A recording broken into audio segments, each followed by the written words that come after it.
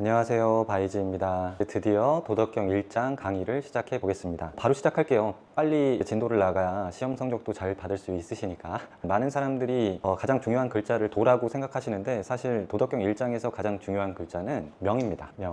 명이라는 글자는 전역석자에 입구자를 써요. 전역석자에 입구자로 이루어진 글자입니다. 그래서 깜깜한 밤에 식별을 위해서 부르는 이름을 뜻해요. 깜깜한 밤에 바이즈야 이렇게 부르는 것처럼 식별의 기능이 있어요. 식별. 그리고 명이라는 거는 이름이라는 뜻도 있지만 이제 개념이라는 뜻도 있겠죠. 개념. 이름이라는 것은 개념에 속하니까. 1장에서 하고 싶은 것은 개념 정리예요. 개념 정리. 그리고 도덕경 1장에서 왜 명이라는 글자가 가장 중요하냐면 다른 게 아니라 도라는 글자는 3번 나오는데 명이라는 글자는 무려 6번이 나와요. 그렇다면 6번이 나오는 게 3번 나온 것보다 훨씬 중요하겠죠?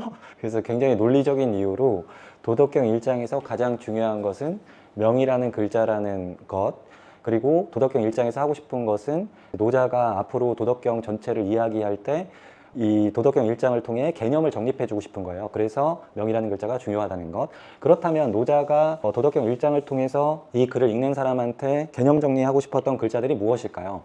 그것이 바로 도의 개념, 도라는 것이 뭔지, 그리고 무라는 것이 뭔지, 그리고 유라는 것이 무엇인지, 그리고 마지막으로 현이라는 글자는 자기가 어떻게 개념 지을 건지 라는 것을 표현하는 게 바로 도덕경 1장입니다. 도덕경 1장. 그래서 도덕경 1장에서는 제일 중요한 게 명이라는 글자. 6번 나오니까. 6번 등장하는 글자가 제일 중요한 글자겠죠. 그래서 도덕경 1장은 개념을 정립해 주는 거. 도와 무와 유와 현. 자, 이게 왜 이런지 한번 바로 들어가 볼게요. 자, 일단 첫 번째 문장이 이렇게 시작되죠. 도, 가, 도, 비, 상, 도. 그리고 바로 우리가 가장 중요하다고 얘기했던 명이라는 글자가 등장해요. 명, 가, 명, 비, 상, 명. 이게 도덕경의 첫 문장인데 보통은 이 첫 문장을 이제 이렇게 해석을 해요. 도라고 할 수 있는 도는 영원한 도가 아니다. 상도가 아니다. 이름이라 할 수 있는 이름은 영원한 이름이 아니다. 뭔 소리죠? 모르겠더라고요, 저는 모르겠는데 여러분은 혹시 알 수도 있겠지만 어쨌든 이렇게 해석하면은 이제 철학이 되는 거예요. 되게 어려운. 자, 아까 말씀드렸다시피 도덕경 첫 장에서 하고 싶은 거는 이 4가지 도무유현의 개념을 정립하고 싶은 거니까 이런 관점으로 한번 다시 볼게요. 도라는 것은 앞에서 설명했지만 길이에요.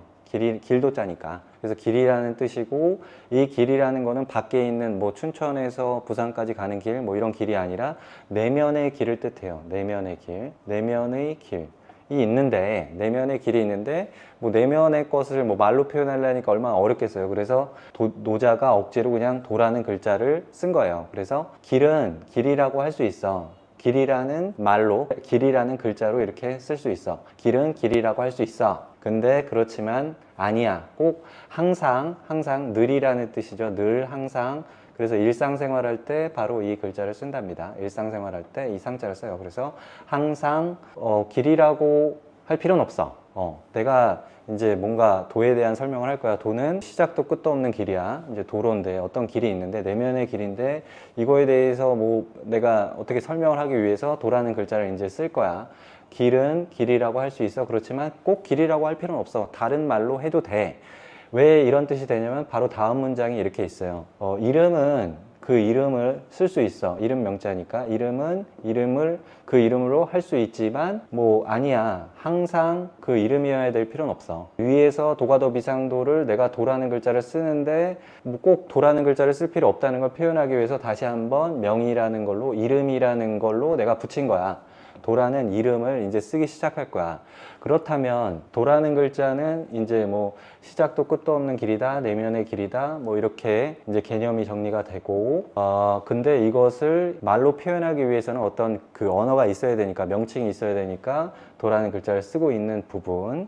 이제부터 이 이야기가 좀 더 깊이 있게 진행이 될 거예요. 왜 이렇게 이 문장을 볼 수 있는지. 바로 그 다음이 이런 문장이에요. 그래서 나는 어떻게 할 거냐면 무, 명, 천, 지, 시. 여기 이제 무가 등장했죠. 무라는 글자. 무라는 글자는 없다는 뜻이 있어요. 없을 무자니까. 그렇지만 나는 이 글자를 이렇게 쓸 거야. 나는 무라는 개념을 가지고, 무라는 이름을 가지고 이렇게 쓸 거야. 하늘과 땅, 그것의 시작으로 볼 거야. 그런 것들을 표현할 거야. 무는 내가 무라는 글자로는 이름 지을 거야. 그렇게 개념 지을 거야. 천지지시. 하늘과 땅의 시작을. 하늘과 땅의 시작. 하늘천의 하늘, 땅, 그것의 시작. 직역하면 이렇게 되죠. 그리고 그렇다면 유라는 글자는 어떻게 할 거냐면 유라는 글자 바로 뒤에 문장이에요. 유라는 글자는 개념 지을 거야. 만, 물, 지, 모.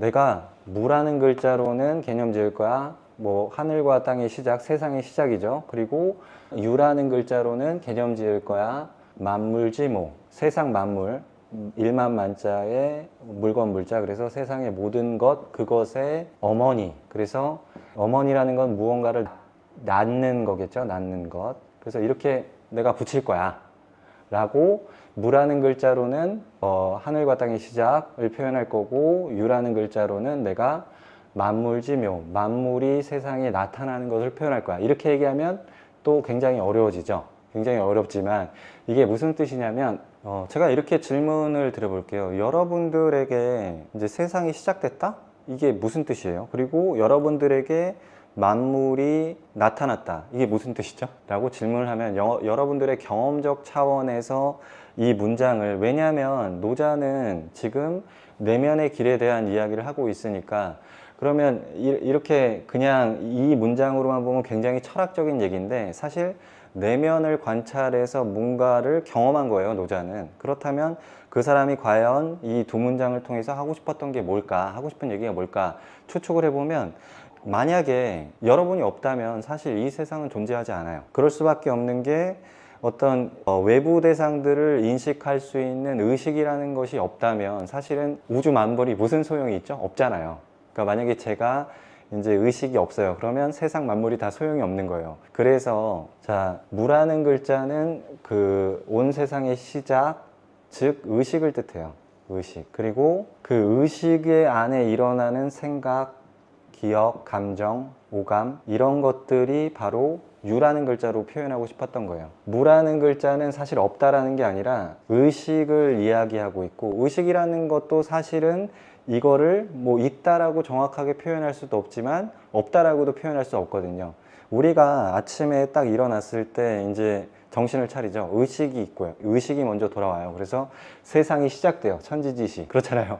하늘과 땅이 시작되는 거예요. 우리가 이제 아침에 이제 잠을 자다가 눈을 딱 떴을 때 의식이 먼저 일어나요. 그렇게 세상이 시작되잖아요. 우리에게. 잘 생각해 보세요. 우리가 잠에서 이제 깨자마자 의식이 돌아오면 이제 그때부터 세상이 시작되죠. 그리고 그 의식 안에서 생각, 기억, 감정, 오감 등등이 이제 일어나면서 바로 모든 만물들이 나타나기 시작해요. 의식의 에너지 장에서 이제 생각이라든가 뭐 그날 해야 되는 일들, 혹은 뭐 오감의 측면은 내가 이제 뭐 어깨가 결리면 아이쿠 하면서 일어나겠죠. 그런 식으로 어떤 의식 안에 모든 만물들이 이렇게 일어나요. 자, 이것을 조금 더 깊이 있게 여러분들께 이야기를 해드리면, 호킨스 박사는 이렇게 이야기했어요. 데이비드 호킨스 박사. 데이비드 호킨스. 의식혁명이라든가 치유와 회복, 나의 눈 등등을 썼던 데이비드 호킨스 박사는 그의 저서 치유와 회복이라는 책에서 이런 이야기를 굉장히 많이 반복해줘요.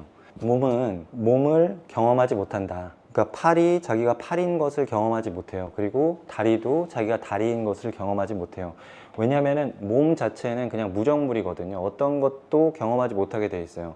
그래서 예를 들어서 이제 시체가 있어요. 그것을 살아있다라고 하지 않고, 그리고 뭐 시체를 이렇게 해부한다 그래서 아플 거라고 생각하지 않아요. 왜냐하면 그냥 육체 자체는 자기 자신을 경험할 능력이 없는데, 육체는 그럼 어떻게 경험될까요? 오감이라는 센서를 통해서 경험해요. 몸에 있는 오감, 5가지 감각, 시각, 청각, 후각, 미각, 촉각 등 오감을 통해서 육체를 경험하는데, 또 오감도 자기 자신을 경험하지 못한다고 표현해요. 오감은 그것보다 좀 더 큰 에너지장이 필요해요. 그래서 그것을 이제 마음이라고 얘기해요. 마음 안에서 마음을 통해서 오감에서 일어나는 일을 경험해요. 그렇지만 마음도 자기 자신을 경험하지 못하거든요.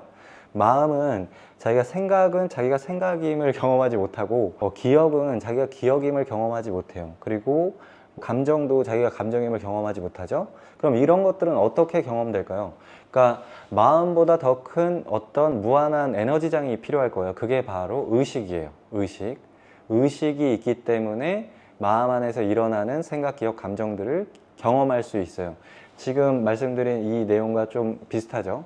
그리고 그렇기 때문에 이제 우리의 입장에서 경험한, 우리가 아침에 일어나는 순간 의식이 먼저 일어나고 그 방대한 무한한 에너지장인 의식 안에서 이제 이런 생각, 기억, 감정 이런 것들 만물이 이제 나타나면, 만물이 나타났죠. 만물이 나타나는 거예요. 그거를 유라는 글자로 쓰겠다라는 의미로 볼 수 있어요.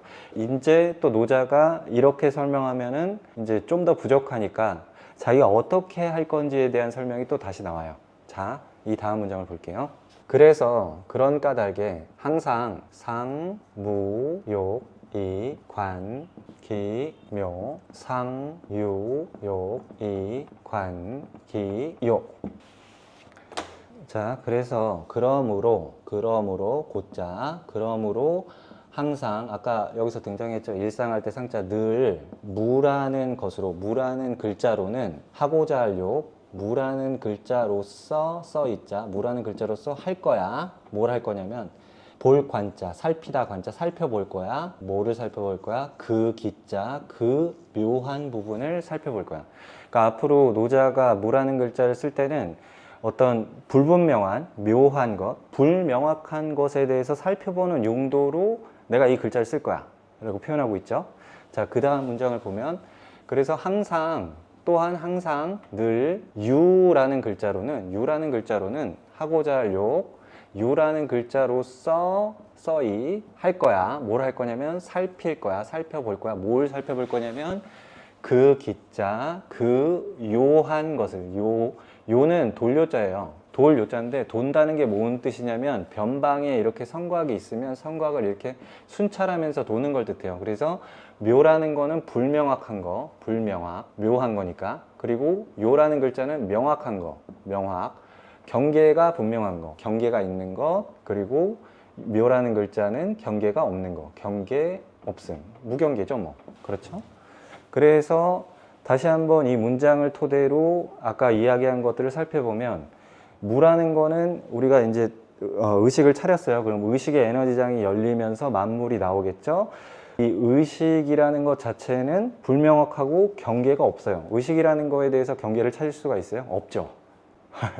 그렇지만 그 안에 생각, 기억, 감정, 오감 같은 것들은 명확한 형태와 경계를 가지고 있어요.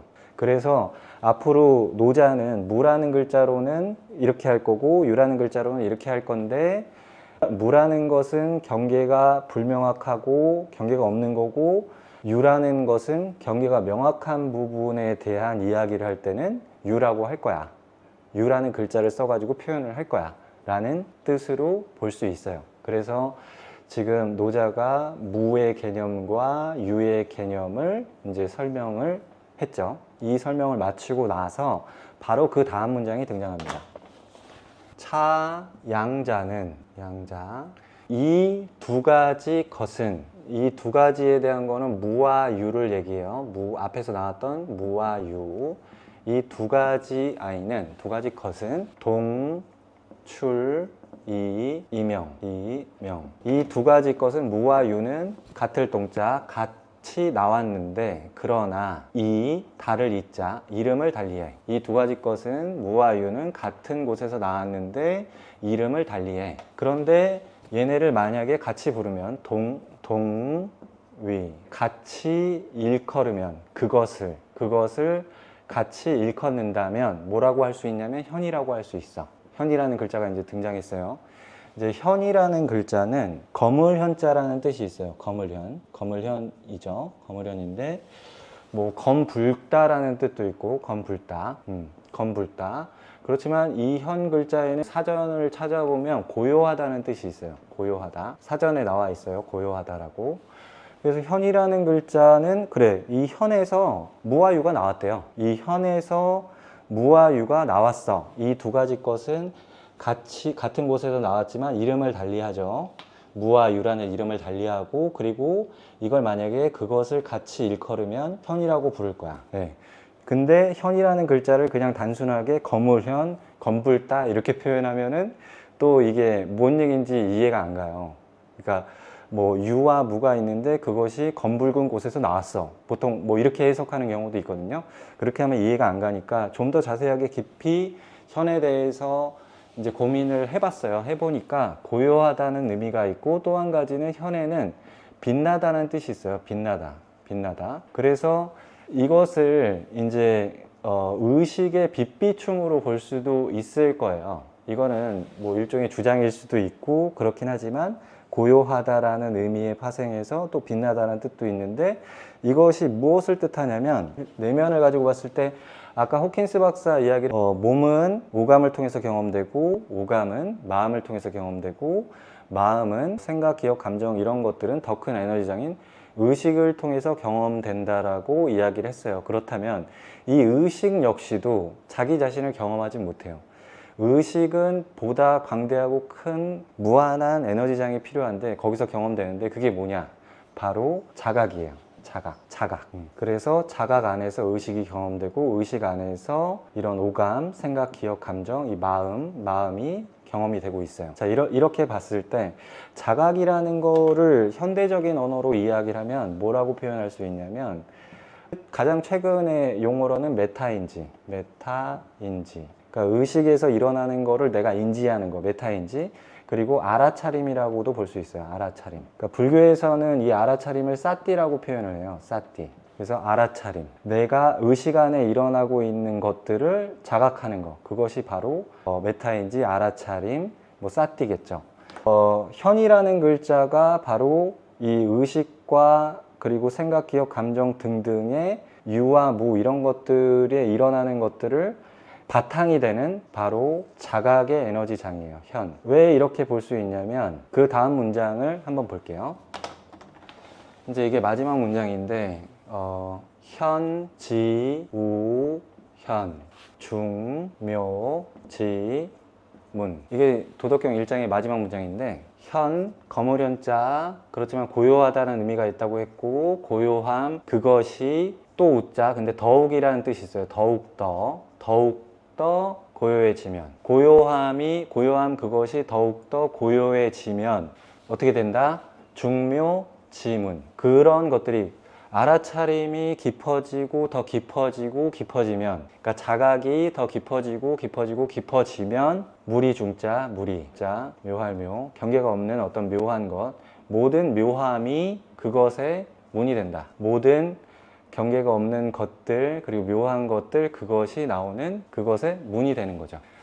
그래서 현지 우연하면 중묘지문이다. 묘라는 글자는 아까 얘기했듯이 의식 안에서 일어나는 것들을 뜻해요. 그렇죠? 묘라는 글자가 이렇게 연결이 되죠. 의식에서 일어나는 묘한 것들 그것들을 포함해서 이 경계에 있는 생각, 기억, 감정 등등도 이 현에서 알아차림이 깊어지고 또 깊어지면 이런 것들 자체에 대한 모든 것들이 바로 이곳에서 현에서 자각이라는 에너지장에서 일어난다 라고 볼 수 있어요. 또 이렇게 현이라는 글자에 대해서 이렇게 볼 수 있는 이유가 뭐냐면 그러니까 추후에 앞으로 이제 심도 있게 들어가다 보면 현이라는 글자는 단순히 일장에만 쓰이는 게 아니라 현덕이라든가 현덕, 현빈 뭐 등등 단어로 다시 바뀌어서 이제 등장을 해요. 그래서 현이라는 글자는 여기서 보면 이제 현의 개념, 그러니까 무와 유가 현에서 나온다. 그래서 무는 의식, 경계가 없는 거, 경계 없음, 유는 마음 작용, 그래서 생각, 기억, 감정 등등, 그리고 경계가 있는 거, 그리고 이 두 가지 것들이 현이라는 고요함, 그리고 의식을 비춰주는 빛비춤, 그 자각의 에너지장, 자각을 뜻하는 현. 그래서 이 알아차림이 깊어지면 모든 묘한 것들의 문이 된다. 그 알아차림이 깊어지는 것들은 모든 묘한 것들의 문. 그 내면의 세계를 이야기하고 있다고 이렇게 볼 수가 있어요. 도덕경 1장은 다시 한번 이제 정리를 하면 노자가 내면의 길에서 덕이라는 방법으로 내면을 관찰을 했어요. 계속 관찰을 하다 보니까 일종의 법칙을 발견을 했고 그 법칙이 무위 뭐 이런 것들 그리고 등등등 다른 법칙들도 이제 불교 체계와 유사하게 있긴 있는데 어쨌든 도덕경 1장은 이렇게 노자가 앞으로 도덕경을 전체적으로 이야기를 이끌어 나가기 위해서 명이라는 글자를 6번이나 반복하면서 개념에 대한 정리를 해주겠다고 이야기를 해주고 있고, 그래서 정리해준 개념들이 도덕경의 전반에서 계속 등장하는 무라는 개념, 유라는 개념, 현이라는 개념에 대한 정리를 하고 있다. 이렇게 볼 수 있어요. 물론 저도 잘 모르고 반드시 제가 한 해석이 맞다라고 생각하지는 않아요. 그렇지만 도덕경을 이렇게도 볼 수 있다라는 정도로 이제 재미있게 함께 즐겨 주셨으면 좋겠어요. 그래서 오늘 도덕경 1장 강의는 이렇게 마치겠습니다. 구독과 좋아요는 제게 큰 응원의 힘이 됩니다. 강의 끝까지 함께 해주셔서 감사합니다. 이상입니다.